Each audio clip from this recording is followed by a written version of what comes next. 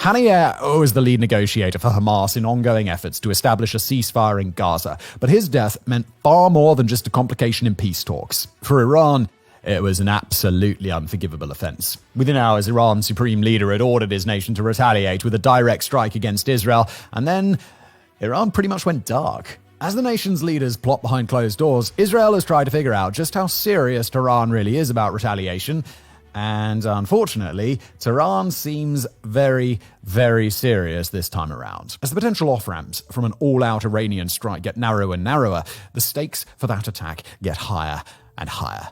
Of great interest to international observers is the potential role of the Hezbollah organization in Lebanon, adding its own troops and significant firepower to a possible attack. Hezbollah is just as outraged toward Israel right now as either Iran or Hamas, owing not only to a months-long low-grade conflict on the Israel-Lebanon border, but to yet another recent Israeli strike, this one killing a top Hezbollah commander named Fuad Shukr in the Lebanese capital city of Beirut. Shukr was the highest-ranking Hezbollah member killed since 2008, and the thing we're going to say next is probably so familiar at this point that anybody watching from home could say it with us. Hezbollah is incensed by the actions of Israel and vowed retaliation. Aside from Iran itself, Hezbollah is by far the most powerful Iran-allied organization in the region and the most capable in the event of an attack.